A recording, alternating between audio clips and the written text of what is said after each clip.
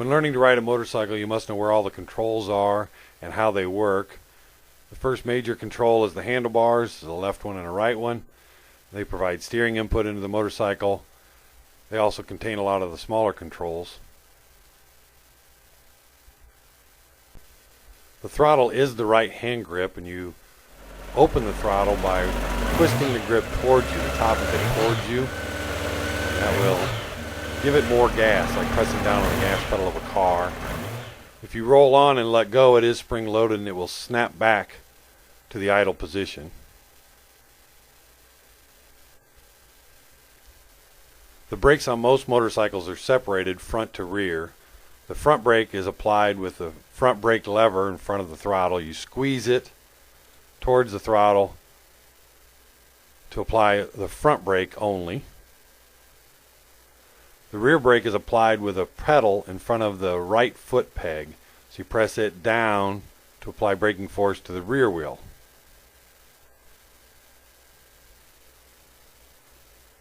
Applying either brake should activate the brake light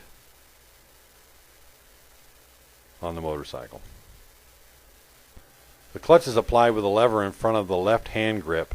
You squeeze the lever in to disconnect the power of the engine from the transmission and therefore the rear wheel. Then you ease it back out to apply the engine power back through the transmission to the rear wheel. So squeeze, disconnect, ease to reconnect. The gear shift lever is in front of the left foot peg. It is used to shift the transmission up or down one gear at a time. So here I'm in neutral, I press it down, that's first gear. Then I put my foot underneath it and pull it up, second gear, third gear. Each full lift or full press is one gear at a time. So now I'm going to begin my downshift. So I'm going to move my foot above the shift lever and press it down. And that's one gear. And press it down, that's another gear. Once you get it all the way down into first gear, neutral is then a half click up from first gear. And that'll take some practice. If you go too far and get it all the way into second gear, you can shift down to first, then a half click up again. Besides the major controls, there's plenty of other equipment to know about. Most motorcycles have a fuel supply valve, allow you to turn the flow of gasoline off to the engine. Some of them will have a reserve position where you can get a little extra gas, kind of warns you the tank is running low. Some will even have a prime position, which is used for starting after it's been sitting a long time where the carburetors are drained. There's another type of fuel valve on a different kind of motorcycle. The key will at least have an off and on position. Some will have a lock position that locks the handlebar, and some will have a park position that runs the lights but not the engine. It does not have a start position like a car where you turn it to start the engine. That's done with a button on the right hand grip. There's also where the engine cutoff switch is to stop the engine. Moving to the left hand grip, we have the horn button. And the turn signals, it's a button you press right to signal right, tap it to cancel, or press left to signal left. Again, tap it to cancel. Some motorcycles, like Harleys, Buells, will have a right turn signal button on the right handlebar and a left turn signal button on the left handlebar, but again, tap it to cancel.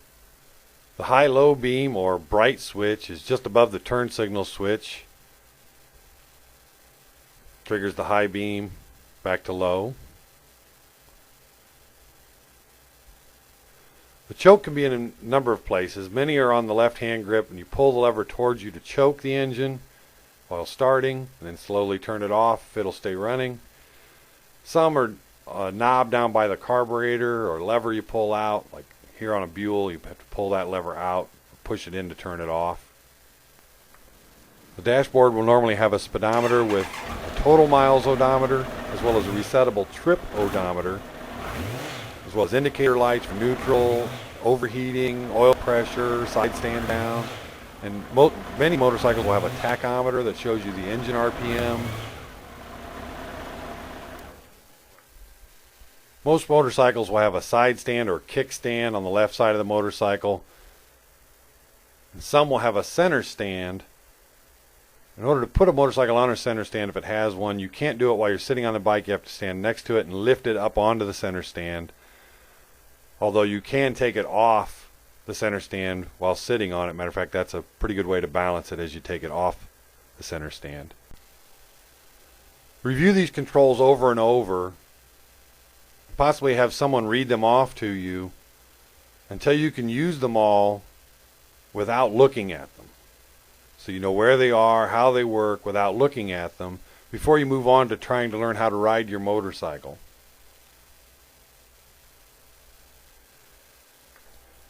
Be sure to click on the link to get your car suck gear and also subscribe to this channel because you're going to want to learn more. Ride on!